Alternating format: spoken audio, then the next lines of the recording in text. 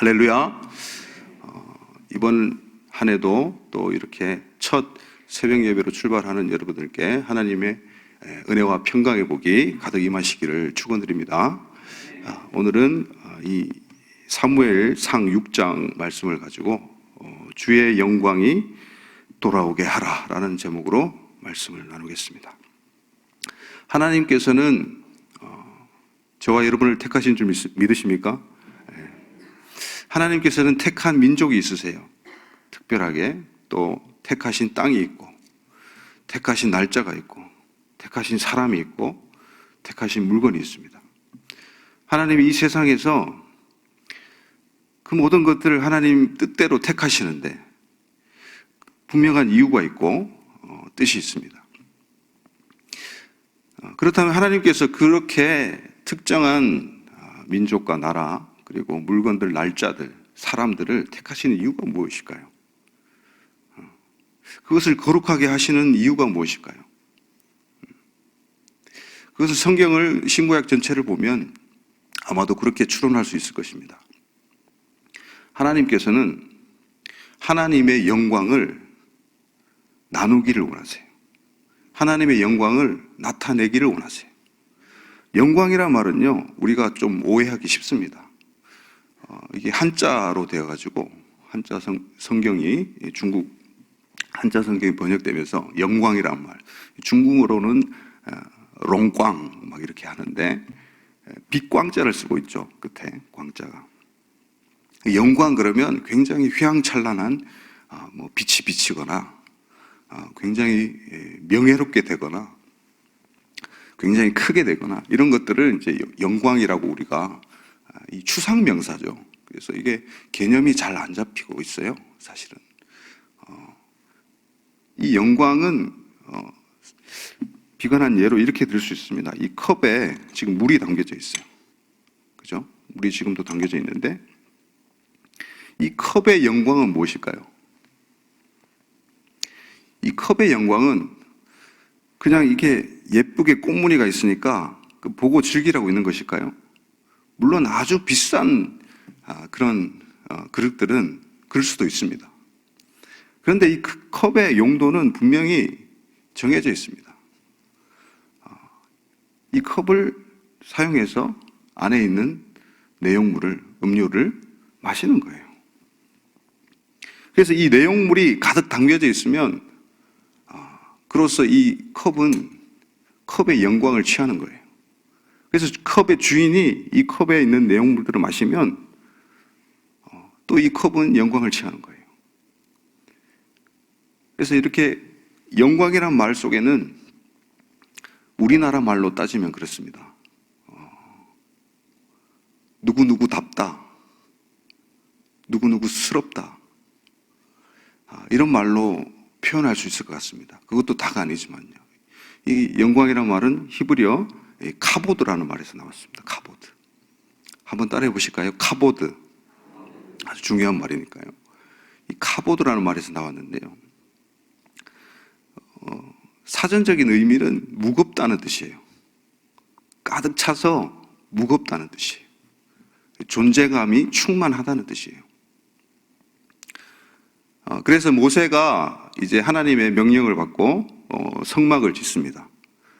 성막을 다 완공하고 나서 이제 하나님의 영광이 성막 가운데 가득 임합니다. 출애굽기 40장을 보면 그런 장면이 나오죠. 그래서 하나님과 대면했던 모세조차도 그 성막에 들어갈 수가 없었어요. 왜요? 하나님의 영광이 그 성막에 아주 충만했기 때문이에요. 하나님의 사람 모세조차도 들어갈 수 없었다니까요. 그래서 납작 엎드리게 되죠. 솔로몬도 마찬가지고요. 그래서 이 영광이 이 히브리어로 보면 카보드인데 그 의미들을 하나하나 뜯어보면요. 바드라는 말이 있습니다. 바드. 우리 객체, 개인들 또는 세포 하나하나들을 다 바드라고 합니다. 바드. 그래서 이 카라는 발음이 이제 카프에서 나왔는데 그게 붙으면 카보드가 되는데 그 카프는 이 그릇을 의미해요. 남는 그릇. 두 손을 모은 걸 뜻해요. 그래서 하나님의 두 손으로 저와 여러분들 개인들을, 하나님이 택정하신 사람들을 다 담으시는 거예요. 그래서 하나가 되게 하시는 거예요. 그래서 이 요한복음 17장에 보면 예수님이 십자가 지시기 전에 하나님 아버지께 기도를 올립니다. 엄청난 기도죠. 창세 전에 아버지와 함께 있었던 영화, 그 영화로 이 아들을, 저를 영화롭게 하옵소서. 그렇게 이야기합니다. 이 영화라는 말도 사실 영광이란 말, 이 헬라어로 독사라는 말인데, 뱀 독사가 아니고요, 독사라는 발음을 하는데, 그 표현을 그대로 쓰고 있어요. 그래서 그걸 히브리어로 바꾸면 또 카보드가 되죠. 그래서 하나님께서, 예수님께서 그 17장에서, 요한복음 17장에서 기도하시던 그 내용이 바로 영광에 대한 부분이에요. 그러면서 제자들을 위해서 기도하고, 제자들을 통해서 또 제자가 되고, 예수 그리스도를 통해서 하나가 되어서 아버지 품에 안기는 그 놀라운 총체적인 하나님의 영광의 그림들을 예수님께서는 기도를 통해서 우리에게 알려주시고 계세요. 그래서 그 부분에서 영화라는 말이 영광이라는 말로 대체될 수 있고요, 또 그 영화라는 말을 굉장히 예수님께서 많이 사용하십니다. 그러면서 하나됨을 계속 이야기하세요. 그래서 영광은요, 하나 되는 거예요. 우리 객체로 다 따로따로 존재하면요, 하나 될 수가 없어요. 하나님의 영광에 이르지 못해요. 그래서 우리들이 다 예수의 피로, 성령님의 그 능력으로 말미암아 저마다 다 다른 우리가 그 피의 능력과 성령의 기름 부으심으로 하나가 되어서 예수 그리스도와 함께 연합하는 거예요. 예수님이 머리시고 우리 교회가 다 한 몸으로. 그렇게 될 때 영광이 완성돼요. 그것을 위해서 예수님이 기도하신 거고, 오늘 우리도 여러분 새벽기도 나오셨는데 이참에 그런 기도 하시지 않겠습니까? 정말 요원한 기도 같고 비현실적인 기도 같지만 정말 주님께서 원하시는 기도가, 정말 주님께서 원하시는 뜻이 바로 그 영광의 완성이 좀 있습니다. 하나님께서는 이스라엘을 선택하셨어요. 여러 나라들 중에 그 약소국가, 변변치 않은, 사실 따지면 애굽으로 내려갔던 그 야곱 가족들을 보십시오. 거지들입니다. 먹을 게 없어서 내려갔어요. 근데 그 사람들을 요셉을 통해서 미리 예비하셔서 고센 땅에서 불리십니다. 키우십니다. 장정만 60만 대군을 일으키시죠. 아이들, 여자들, 노인들 합하면 얼마나 되겠습니까? 그래서 출애굽 시키는 거죠. 그 약소국가, 약소민족 이스라엘을 택하시고, 또 가나안 땅 중에서도 특별히 하나님께서 임재하실 곳 예루살렘을 택하십니다. 예루살렘을 택하신 이유는 무엇입니까? 그 속에서, 그 가운데서 성전을 세우기 위해서. 그리고 그 성전의 핵심이 무엇입니까? 지성소에 있는 바로 언약궤입니다. 오늘은 이 사무엘상 6장, 5장부터 시작해서 언약궤에 대한 이야기가 아주 집중적으로 나옵니다. 성경 어디에도 이렇게 언약궤에 대한 부분들을 집중적으로 나오는 데가 별로 없어요. 출애굽기에서 이제 언약궤를 만들게 되는데, 거기서도 25장에 이제 언약궤가 등장하는데 그렇게 많이 등장하진 않습니다. 그래서 성경을 통틀어서 언약궤가 가장 많이 나오는 곳이라고 볼 수 있습니다. 그래서 이 언약궤가 사실 크지 않아요. 이 출애굽기 25장의 성막 설계도를 보면요, 길이가 2규빗이에요. 이 한 규빗은 아시죠? 팔꿈치에서 이 끝까지 이 2규빗이에요. 이 정도 되겠죠, 길이가. 그리고 폭은 한 규빗이에요, 이렇게. 그리고 높이는 한 규빗 반이에요. 한 규빗 반. 그러니까 크기로 따지면 이 강대상보다 작아요. 요만한 상자예요. 요만한 상자. 그 안에 뭐가 들었습니까? 십계명 돌판이 들었죠. 그죠? 이 언약궤를 한번 생각해 보십시오. 하나님께서 그 작은 나라 이스라엘 택하시고, 사실 물리적으로도 이 이스라엘 땅은 이 세계에서, 지구에서 가장 해수면으로 따지면 낮은 땅이에요. 지중해 해수면보다 더 낮은 곳이 바로 사해입니다. 사해. 움푹 패였어요. 이게 산으로 올라가서 이 물을 막고 있기 때문에 해수면보다 낮은 게 가능하죠. 그 낮은 땅, 바로 사해 땅 바로 옆에 베들레헴에서 예수님이 태어나셨어요. 그것도 짐승의 가축의 여물통에 누이셨어요. 한번 생각해 보십시오. 예수님이 태어나기 전에도 이 언약궤, 하나님께서 택정하시고 하나님께서 임재하시고 머물고자 했던 이 언약궤가 너무나 작아요. 그 크신 하나님을 담기에는 너무 작아요. 근데 하나님께서는 그렇게 하셨단 말이죠. 약소국가 이스라엘, 그리고 예루살렘도 크지 않습니다. 지금은 올드시티, 뉴시티 이렇게 구분해가지고 커졌는데요, 예루살렘이. 예루살렘 성은 한 바퀴 제가 이제 돌아봤거든요. 그 성벽을 탈 수 있는 그런 길들이 있어요. 한 바퀴 돌면 1시간 안에 돕니다. 천천히 돌아도. 그렇게 작은 예루살렘.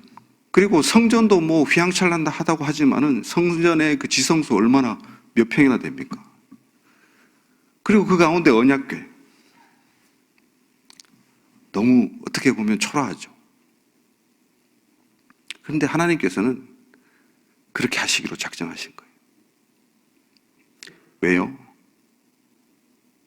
아주 작고 볼품없고 연약한 저와 여러분들 같은 사람들을 통해서 하나님께서 영광을 나타내기로 작정하셨습니다. 그 크신 분이, 우리가 형용할 수 없는 그 크신 분이, 가늠할 수 없는 그 크신 분이 우리 안에 거하시려고, 할렐루야, 우리 안에 거하시려고. 사실 여러분, 우리 체구를 보십시오. 저는 좀 살이 쪄가지고 체구가 커졌지만, 체구가, 여러분 뭐 강대상만한 분이 계십니까? 체구가 언약궤만한, 이 몸통이 언약궤만한 분 계십니까? 뭐 계실지도 모르겠지만 대부분 그렇지 않죠. 이 작은 체구에, 연약한 인간의 몸에, 인간의 영혼에 하나님께서 거하시기로 작정하신 거예요. 예수의 피를 통해서, 성령을 통해서 거하시기로 작정하신 거예요. 그런데 오늘 본문에서는 참으로 안타까운 일들이 발생합니다. 바로 그 하나님의 영광스러운 임재를 상징하는, 그리고 속죄를 나타내는 장소이고, 은혜가 베풀어지는 시온자, 베풀시, 은혜은 자리좌자, 피로 말미암아 제사장뿐만 아니라 모든 이스라엘 족속의 죄를 한꺼번에 사하는 그 놀라운 현장이 바로 언약궤잖아요. 근데 그 언약궤가, 과거를 회상하면 어떻습니까? 그 언약궤가 요단강을 갈라뜨리고, 그 언약궤를 앞세워서 돌 때 여리고가 무너져 내렸고, 할렐루야. 그런 천하의 언약궤가 블레셋과의 전쟁에서 뺏겨버린 거예요. 그리고 제사장 엘리도 그 언약궤가 뺏겼다는 소식을 듣고 너무 충격을 받아서 뒤로 넘어져서 목이 부러져서 죽습니다. 그리고 엘리의 두 아들 홈니와 비나스도 그 전쟁에서 한날 한시에 죽고 말아요. 그리고 엘리의 며느리 중 한 명이 아기를 놓고 죽습니다. 그러면서 그 아이의 이름을 그렇게 지었어요. 이가봇. 원래 발음은 이카봇. 이는 A라는 말에서 나왔는데, 어디 있나 이런 뜻이에요. 어디 있나. 이 카봇 그러면 영광이 어디 있나. 이제 언약궤가 뺏겨버렸으니까 우리 이스라엘의 영광이 어디 있나 이렇게 한탄하는 이름이에요. 여러분 그 사건을 이 성경에서 자세하게 기록한 이유가 있는 것 같아요. 아주 계시적인 사건이에요. 영광이 떠나가 버리는 거예요. 하나님께서는 이스라엘 통해서 영광을 주셨는데 로마서 9장 4절 5절 한번 보시겠습니까? 시작.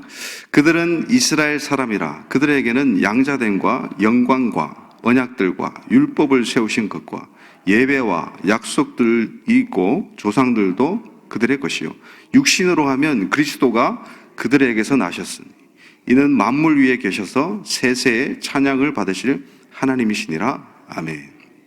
이렇게 이스라엘에게 영광을, 언약을, 율법을 허락하셨어요. 그리고 메시아 되시는 그 예수 그리스도가 이 이스라엘을 통해서 나신 것이죠. 근데 이 영광을 보여지는 그 하나님의 또 은혜죠. 이스라엘 백성들이 보이지 않는 것을 잘 못 믿으니까 그 나타내 주신 것이 언약궤인데 이제 전쟁을 하다가 블레셋과 전쟁을 하다가 이스라엘이 좀 밀리는가 싶습니다. 그래서 이 언약궤를 우리가 앞세워서 가면 이길 것이다. 왜요? 여리고 성도 언약궤로 앞세워서 무너뜨렸고 요단강도 이 레위인들이 언약궤를 짊어지고 발을 내딛었을 때 물이 멈춰서고 그 놀라운 기적들이 있었으니까 이 미신적인 믿음이죠. 그래서 그걸 이제 가지고 오니까 사람들이 환호를 하고 또 블레셋은 이제 두려움에 휩싸이게 됐죠. 그러나 기대와는 다르게 뺏기고 말아요. 이스라엘의 영광이 떠나가고 말아요. 그래서 오늘 또 보면 이 벳세메스까지 오지만은 벳세메스가 이스라엘 지경이거든요. 이제 블레셋과 경계 지역인데 사람들이 너무 기뻐하죠. 이제 언약궤를 다시 찾았다고.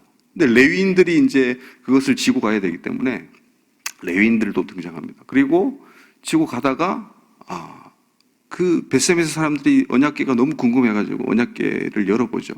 그 안에 뭐가 있는가. 그래서 그때 5만 70명이 죽습니다.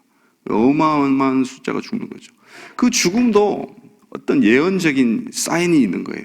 이스라엘 백성들이 죄악으로 말미암아 하나님의 영광이 떠나버리고 엄청난 재앙을 받을 것을 미리 예언적으로 보여주는 거예요. 이건 단순히 그냥 이스라엘의 한 역사에서 일어났던 물론 팩트고 사실이었지만 그걸 이야기하는 게 아니에요. 그걸 통해서 앞으로 벌어질 이 이스라엘의 역사를, 인류의 역사를 알려주시는 거예요. 왜냐하면요, 이 이스라엘의 하나님께서 영광을 주시고 언약궤를 허락하셨는데 그 언약궤로 엄청난 승리를 거두고 그 언약궤로 속죄하시고 백성 가운데 머물러 계셨단 말이죠. 이 사무엘상 당시 실로라는 곳에 성막이 쳐져 있었고 거기에 언약궤가 있었단 말이에요.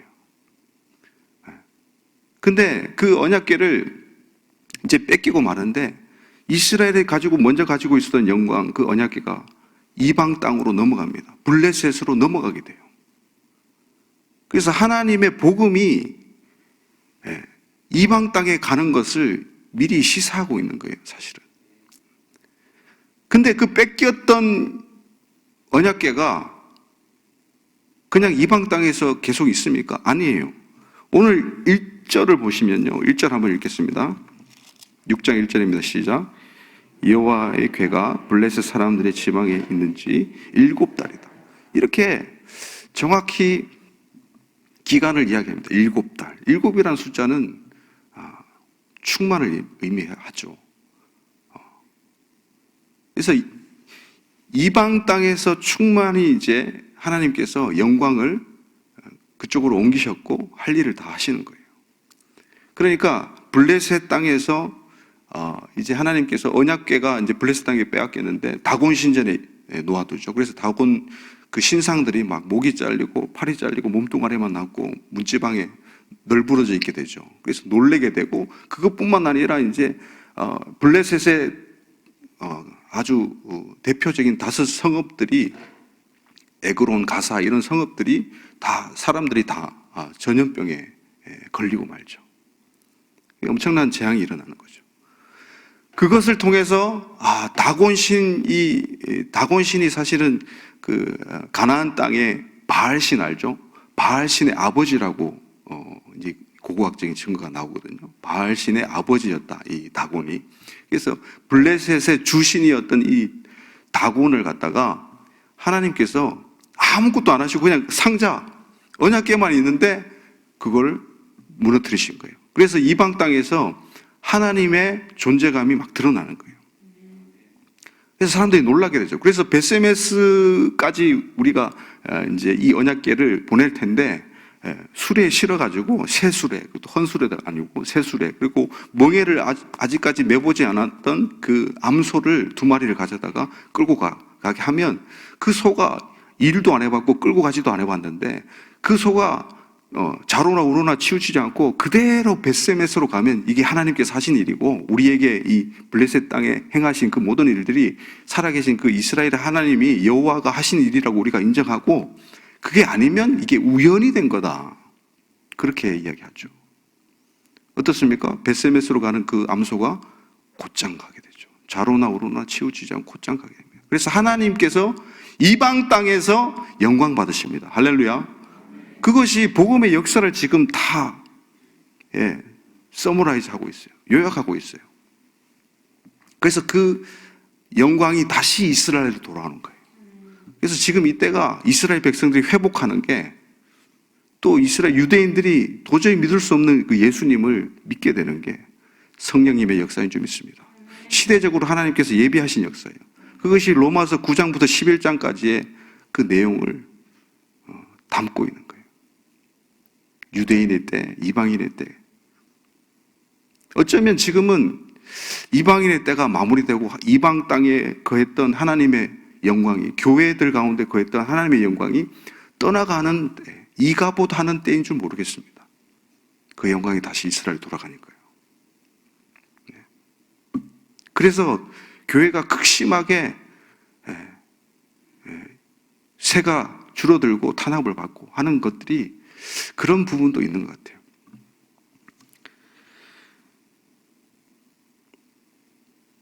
에스겔서 11장에도 이제 영광이 떠나갔던 이야기, 그리고 에스겔서 43장에는 영광이 다시 돌아오는 이야기. 언약궤가 블레셋에서만 빼앗긴 게 아니라, 물론 정확하게 언약궤라고 이야기하지 않지만 성전의 다른 기물들이 빼앗기게 됩니다. 어디요? 바벨론으로 또 빼앗기게 됩니다. 그게 다시 고레스 왕으로 인해서 다시 돌아오게 되죠.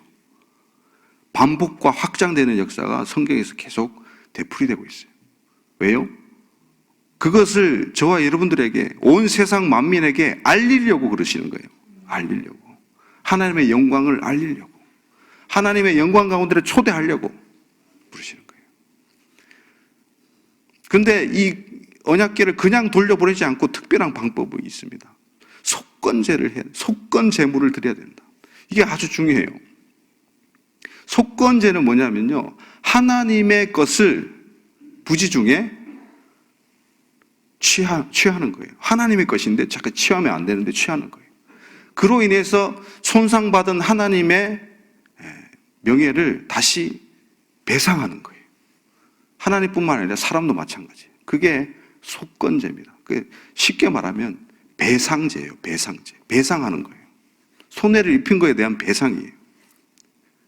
그걸 아쌈이라고 하는데요. 이사야 53장에는 희한하게도 이제 이사야 53장은 예수님을 가장 극명하게 잘 나타내는 구약의 본문 중에 하나죠. 예수님이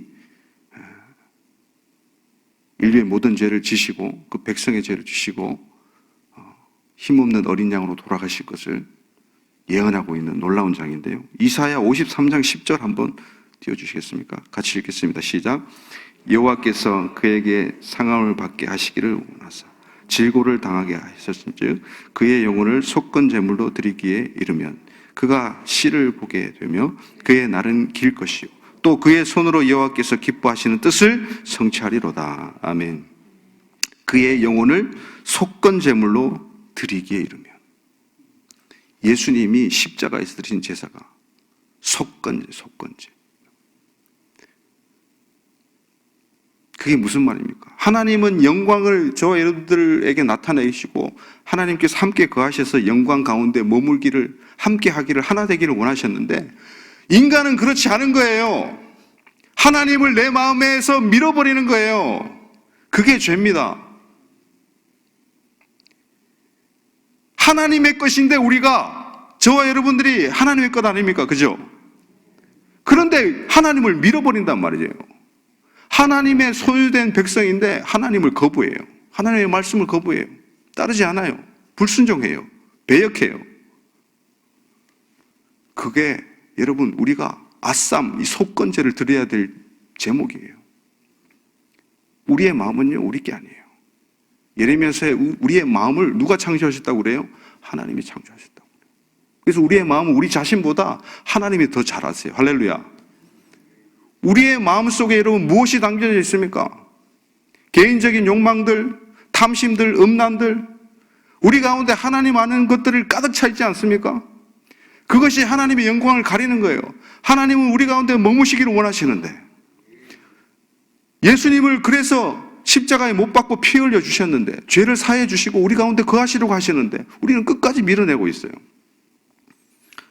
여러분, 우리가 속건제 드릴 것을, 그 제목들을 찾으시는 한 해 출발 되시기를 바랍니다. 그래서 주님과 함께 연합하고 주님의 영광이 다시 이스라엘에게 돌아오는 것처럼 주님의 그 영광이 다시 저와 여러분들의 심령 가운데, 중심 가운데 돌아오는 한 해가 되시기를, 또 한 주간 되시기를, 오늘 되시기를 예수님의 이름으로 축원드립니다. 네, 기도하시겠습니다.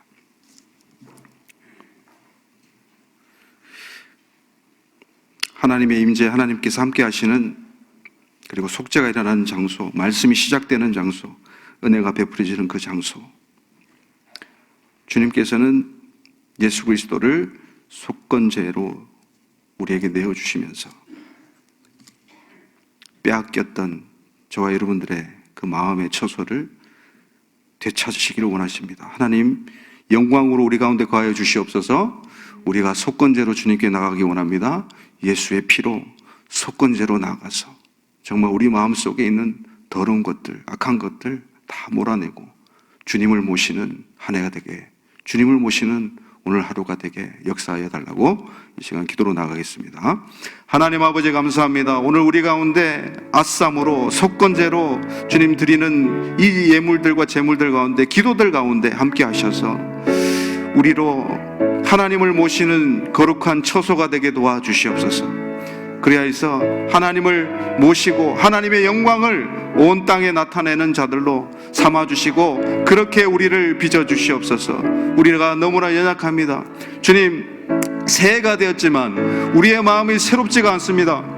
우리가 옛 구습을 따라서 죄에 머무르고 있다면 주님, 박차고 일어서서 죄를 정리하고 죄를 태워버리고 죄를 없이 하는 깊은 바다에 빠뜨리는 그런 하나님 아버지 결단을 하게 하여 주시고, 하나님 빼앗겼던 하나님의 소유가 우리의 마음과 우리의 삶이 다 하나님 것인데 그것이 하나님께 돌아가는 그 영광을 이번 한 해에 허락하여 주시옵소서. 오늘에 허락하여 주시옵소서. 주님, 영광 받아 주시옵소서. 주님의 영광이 우리의 가운데 가득 흘러 넘치게 하여 주시옵소서. 하나 되게 하시옵소서. 하나 될 수 없는 우리가 예수 그리스도로 말미암아 하나 될 줄 믿습니다. 하나님, 영광 가운데 교회를 영광스러운 교회로 빚어 주시옵소서. 우리 제자광성교회를 영광스러운 하나님의 몸된 교회로 사용하여 주시고 영광스럽게 하시옵소서. 그리하여서 주님의 이름이 높아지게 도와 주시옵소서. 주님의 이름을 찬양합니다. 영광의 이름을 찬양합니다.